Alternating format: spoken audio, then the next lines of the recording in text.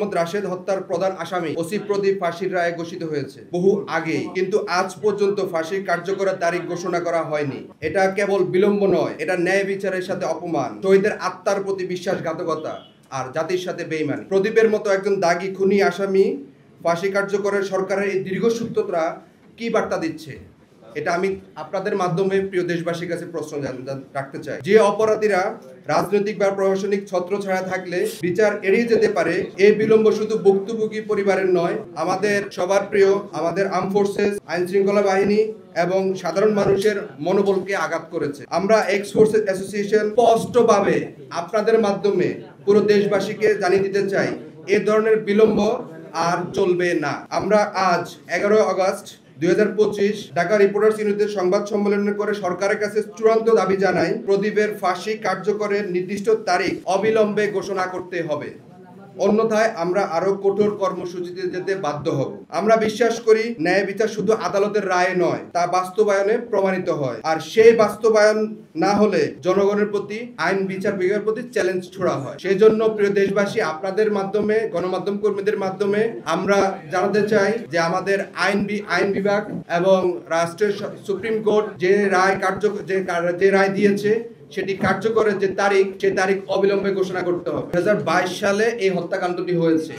তারপরে আপনারা জানেন আজকে দীর্ঘ 3টি বছর পরবর্তী সময় বিচারের নামে যে প্রহসন হয়েছে, সেই প্রহসনের ধারাবাহিকতায় আজকে 3 বছর অতিবাহিত হয়েছে, আপনারা সেটা দেখেছে। তো বিগত সময়ে আমরা দেখে এসেছি যে সরকার বিভিন্ন রাজনৈতিক হস্তক্ষেপের কারণে এই বিচার অনেক বিলম্বিত হয়েছে। পরবর্তী সময়ে আমরা আপনাদের মাধ্যমে এই ঢাকা রিপোর্টার্স ইউনিটি থেকেই আরেক সংবাদ সম্মেলন করেছি। তো সেই জায়গা থেকে আমরা কন্টিনিউয়াসলি বলে আসছি, ফাইনালি গত 2 জুন হাইকোর্ট সে রায় দিয়েছে, কিন্তু এখন পর্যন্ত সেই রায় কার্যকরের কোনো তারিখ বা দৃশ্যমান কোনো পদক্ষেপ হচ্ছে না। তো আমি মনে করি বিগত সময় ফ্যাসিস্ট আমলে যেভাবে সরকার বিচার বিভাগকে কক্ষিগত করতে চাচ্ছে, সেটারে বহিঃপ্রকাশ হচ্ছে।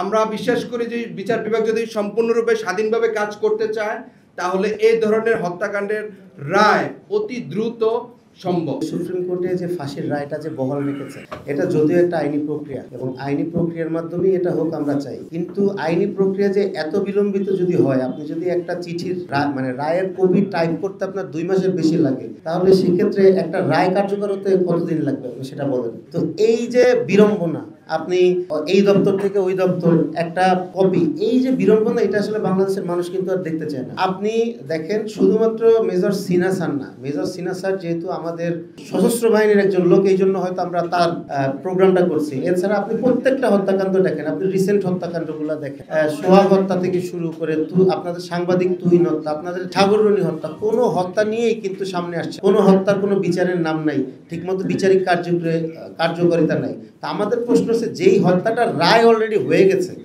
হাইকোর্ট রায় দিয়েছে, এরপরে অ্যাপিলেট ডিভিশনে গেছে সুপ্রিম কোর্টে, সেটার রায় হয়ে গিয়েছে 2 মাস আগে, এখন পর্যন্ত কেন কার্যকর হচ্ছে না? এইটা কি কোনো জুজের ভয়ে, কোনো বহিঃ শক্তির ভয়ে তার এখন পর্যন্ত কার্যকর করছে না?